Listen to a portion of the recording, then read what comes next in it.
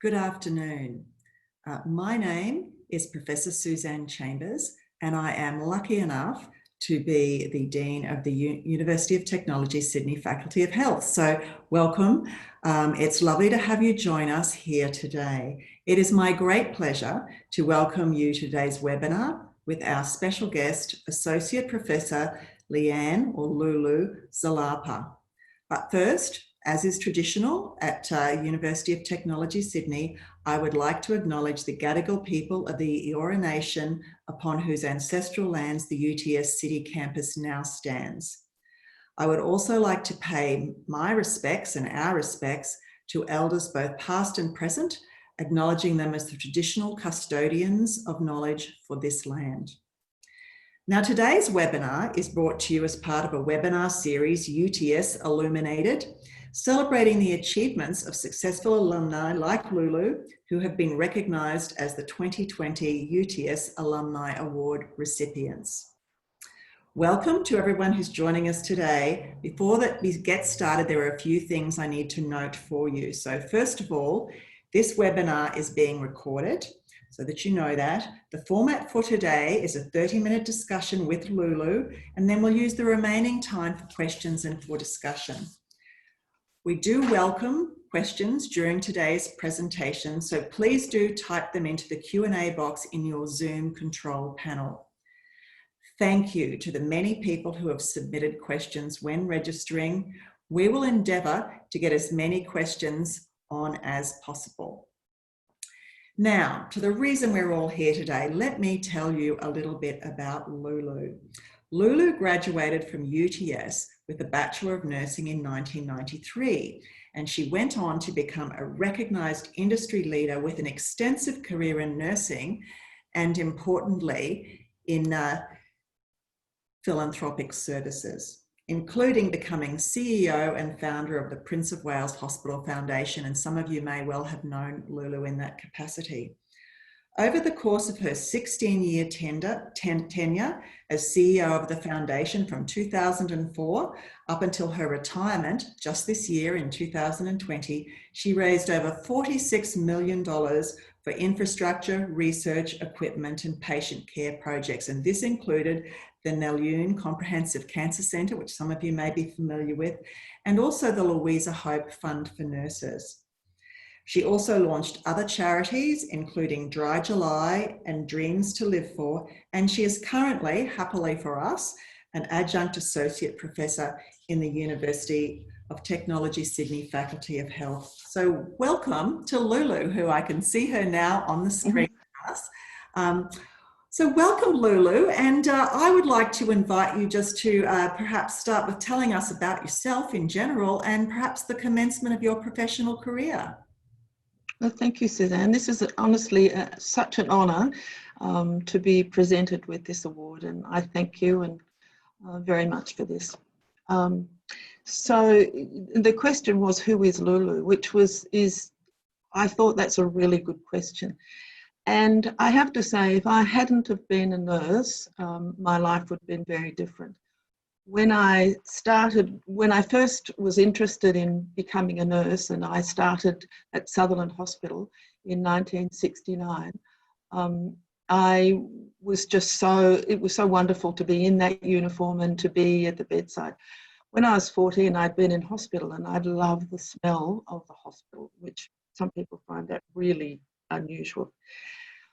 By comparison to today's education, it was a very different form of education, and we learned mainly at the bedside with only 6 weeks of actual formal theory in each year. So it was different, and you can see this photo with all the nurses. That was our debriefing sessions, and they were also a lot of fun on the balcony of the nurses' home where we lived in, which allowed us to do that debriefing. I think the photo on the left shows our visit to Callum Park, which was our 8 hours of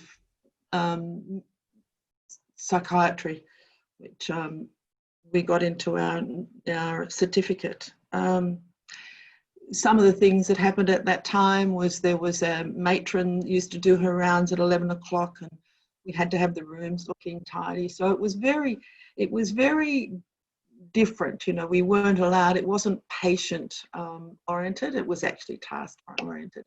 But we had a lot of fun, and it was really a wonderful experience. And I think even you, Suzanne, experienced this as well. That's Oh, sorry. No, I agree with you. Like you, Lulu, I was hospital trained as well, so it was a very different world back then. What's your strongest memory of that time? I think living in the nurses' home and going to work each day, and the friendship that we developed and the support of the other nurses, plus, you know, learning things directly from patients and from your senior nurses. But I have to say, as part of the education, I remember one day I was working, I was a second year nurse, and I walked past the sister's desk at the time to finish a task, and there was a surgeon there, and he flipped up an x-ray, and he wrote, he told the nursing sister what that x-ray showed. So I left my job and I what the task, and then I went back around to the desk, and he was a bit of a bully, this surgeon, and he said, "Nurse, come and have a look at this. What do you think this is?" And I said, "Oh, well, that's an abdominal x-ray of I can see fluid levels in the bowel. I presume that's a bowel obstruction." Well, that absolutely floored him. He said, "Oh my goodness, the nursing education has certainly improved." But little did he know I'd heard it all. But I have to say, I've never forgotten that. So that's a really nice segue, I think, to where you ended up, because you started a hospital trained nurse and doing really important work, but you ended up getting involved in further education at UTS. Is that correct, Lulu? Yes, I did ask a senior nurse one day, there's my graduation, how I wanted to improve myself. I didn't want to just do bedside nursing. I wanted to either work in education or in administration. And she said to me, "You will not go anywhere without further education." So I found out through my friend Sally that UTS was doing the Bachelor of Nursing. So we started that together, and that was a fantastic year. I just loved that year at UTS, being with other nurses who were wanting to have a Bachelor of Nursing. The lecturers were so generous in spirit, in their friendship, in their wanting to make us do well. And it was just a wonderful environment. And some of the subjects that I really enjoyed, one was reflections in nursing, which helped us to reflect on how we learnt in hospital training and how we were learning now, which was very beneficial to us to understand how we did learn and the important things. And I think some of the really important things we learnt was what's so important today: clean hands, clean uniform, looking and presenting yourself well, and communication was so important. Another subject I love was statistics, because I was then reading research papers and I didn't really understand the bell curve and all those things. And to be able to understand research papers was just opened so many doors for me to be able to read more and understand more. The other one that I really loved was psychiatry in the cinema. And we watched many movies, and I read the book Sybil and watched the movie. And so I wrote my paper on that movie. She had multi-personality disorder. And to be able to write based on that book and that movie, psychiatry at that point and the changes to psychiatry today, I just loved it. I did very well. Was that from an educational point of view, were there other things then that you went on to do, Lulu? I'm just, Yes, I did. I then knew that I had to do a master's degree. So I started public health, which I didn't complete because I went away. And then I came back and I changed that to a grad dip, and then went on to do a master's in health administration. So in your very varied life. There's been some travel, Lulu, and some adventures in Spain. I wonder if you would be able to tell us a bit about that. Yes, Spain was a wonderful thing to do. My boys are called Carlos, Enrique, and Roberto, and my husband was Ricardo, and he was, my late husband, he was the Senior Trade Commissioner, given the position of Senior Trade Commissioner in Spain. And so we were there for 5 years, which was amazing time. These photos show, the second from the left was the new ambassador, and he had to present his credentials to the King and Queen of Spain, which was in a carriage, which was just an absolute highlight when we were there. But with him, there was, or through him, there was not a treaty between Australia and Spain for partners to work, diplomatic partners. So I highlighted this to him, and we then worked on that, and 6 months before we left Spain, that was changed. And so that allowed the future partners of diplomats to be able to work. So I thought that was very good. I also worked with the nurses from the American Embassy, and it was very difficult to find an English-speaking doctor. Or we also looked at French and Italian speaking. And so between us, we set up a list of clinicians who people, if they wanted to, needed to see somebody and speak in their own language. And I made that available to through an English magazine or 2 English magazines that people could contact me and find a doctor that would suit them. I also wrote English articles on health in 2 English magazines, and worked as the substitute nurse at the American School of Madrid, where my boys were.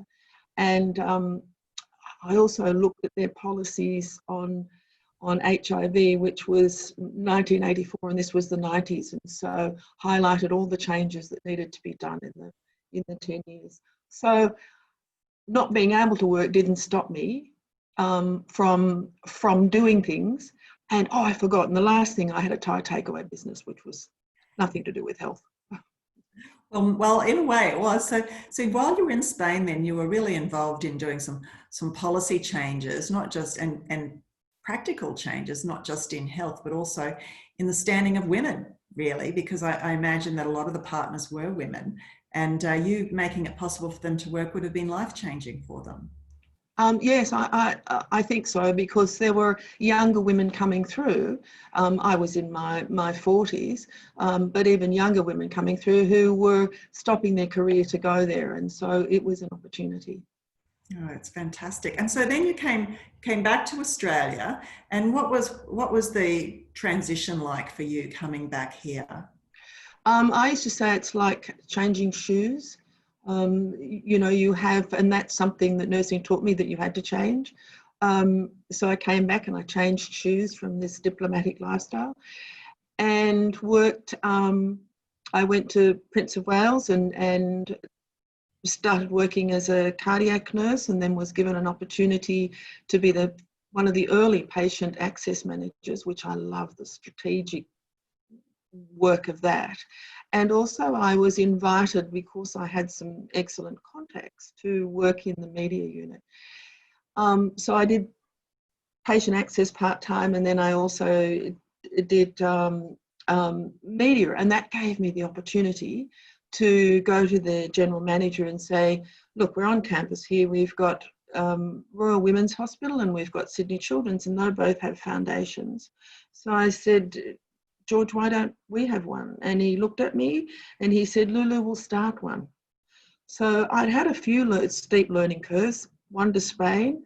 Now I had another one, but in 18 months, I'd worked very closely with the steering committee, and we started the Prince of Wales Hospital Foundation.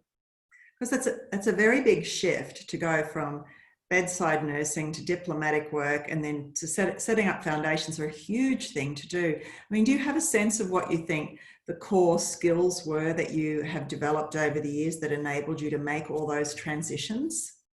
I think change is certainly one of them, and you have to develop that when you're a nurse at the bedside, because every day you will get 5 patients to look after, and by the end of your shift you've got to know those patients really well, and we know that each patient has its own, well, no patient is ever the same. They all have comorbidities, or there's different, their age, their sex, their nationality, their sexuality, lots of things make a change, so you have to adapt for that. So I think change is so important, and that gives you that skill.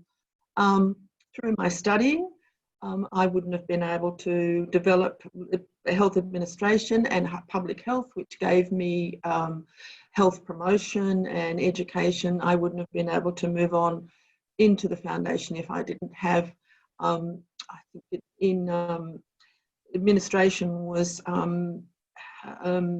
accountancy 101. I sure needed that. So in a sense, I get the feeling from listening to you that as you got experience on the job, your educational achievements also helped open some doors for you.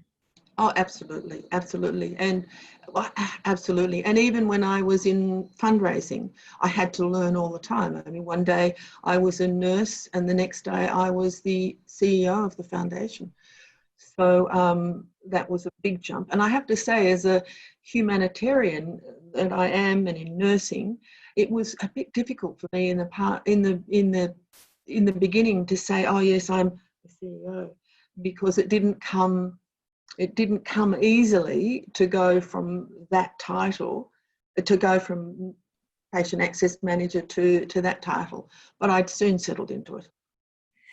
There may be some listeners that we have on this webinar who perhaps are recent graduates in nursing or even other discipline areas. What advice would you give them based on your experience about developing their future careers? To continue their education and have that insatiable appetite.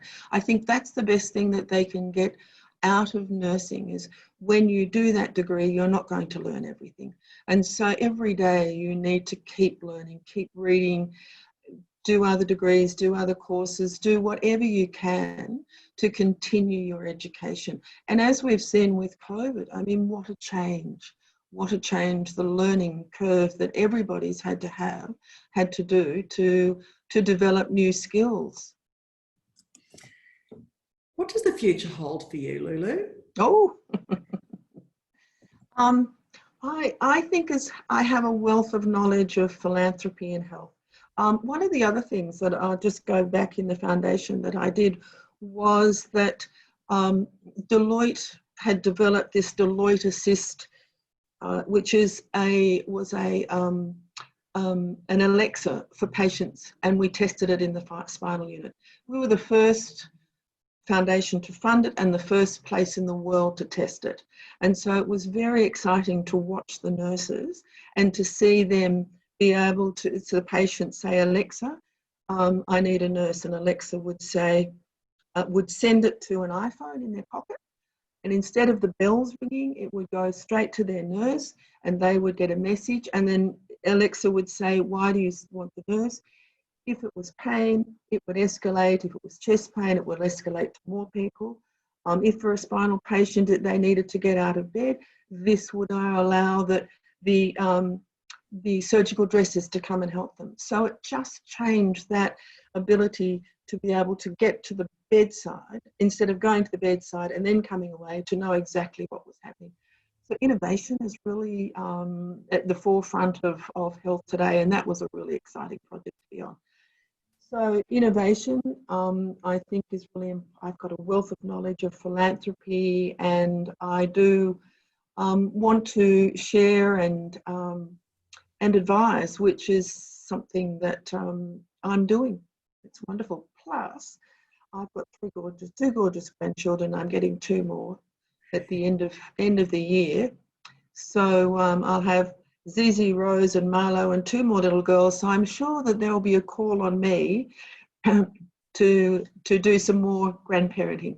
You will be busy. Now I'm going to do a call out to the audience to got any questions you'd like us to ask Lulu, to drop those in, and we can answer those. And while we're waiting to see if any questions come in, I have a question to ask Lulu, because you've done all these things while you raised a family, and now you've got your role as a grandmother, which is, I'm very jealous. That's very fabulous. How do you balance those things? How do you balance such a busy life with family responsibilities, which for some people means a traditional family, and for other people means a community that they look after? How do you get the balance right, do you think? I have to say, when I was working at the foundation, I didn't get my life balance right.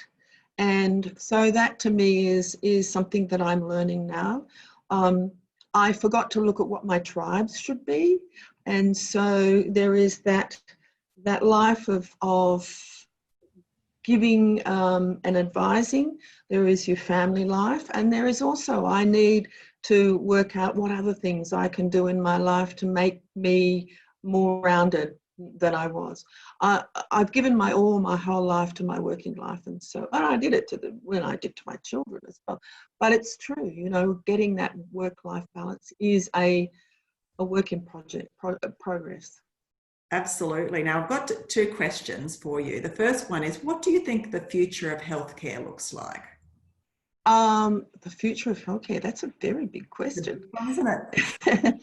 Yes, I think innovation will make it easier. I did visit Johns Hopkins University Hospital, and a hospital in Canada where they have a virtual centre for patient access and patient flow. I thought that was extraordinary. To see up on one board that you could have, and I know Prince of Wales are looking at this in their new facility. You could see patient movements, you could say where the beds were, you knew when they were ready, all the allied health, if they were waiting for an MRI, all these things were just so clearly up on the board. So innovation's a big thing, making it easier for nurses as health becomes more and nursing becomes more complex. We're doing more looking after people at home, which is important as well. That's a big shift. And another question. So what advice would you give to a new nursing graduate leaving university this year, and maybe set that in the context of it's a crazy year. This is a year that we've never experienced before with the pandemic going on. So we've got a Bachelor of Nursing student who's going to graduate and get registered at the end of this year. What advice would you give to that person? I would say, you've got, is it 2 years post-grad you go in, post-graduation, I've just got to ask this, sorry, when you go to a hospital, is it 1 or 2 years? 2 years.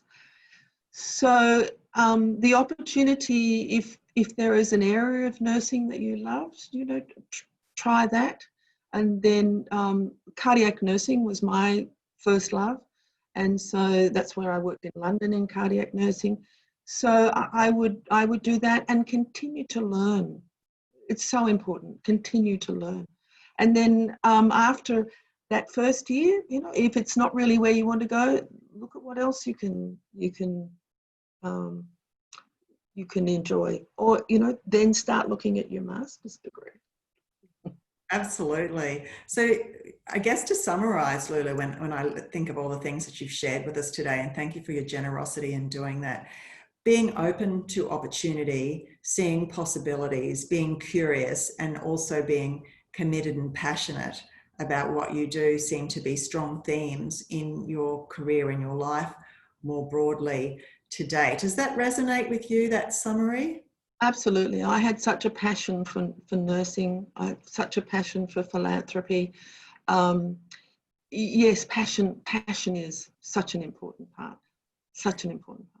I remember in a conversation that we had earlier, Lulu, you were talking to me about one of the things in your fundraising was to look at supporting nursing and nursing development in the work that you had been doing at Prince of Wales, and how you had a strong feeling that nurses needed to be looking after each other. Do you want to tell us a little bit about that? Okay, that was that. I'd always thought that we should have a nursing fund for nurses a long time ago, some sort of, whether it was a foundation or what. And then after the Lint Cafe shooting, that lovely woman, Luisa Hope, who was shot in the foot at the Lint Cafe, she was given $25,000 for doing 60 minutes. And she came down to me and she said, Lulu, look, I've got this money. I'd like to give it to nurses, or I'd like to put it into the foundation. What can we do? Well, this to me was, oh my God, this is such the perfect thing, because she loved the nurses. So I said, let's set up the Louisa Fund Hope for Nursing at Prince of Wales. And part of our grant round, which I set up at the Prince of Wales too, we used to give out $400,000 a year. I think in the end it was $500,000 a year, maybe it was more. Anyway, and part of that was the Louisa Hope Fund for Nursing, and nurses could apply. So we, through her, we gave it for research, education, for innovation. Some of the projects are amazing. But what Luisa also talked about is how nurses went above and beyond. So she got shot in her foot, and she described that hole in her foot as big as a fist. And she said it was lucky because she had another illness and she had a drop foot. It was lucky it was her bad foot. So one day, one of the nurses, it was 9 days, one of the nurses came into her and said, we're going to do something differently today.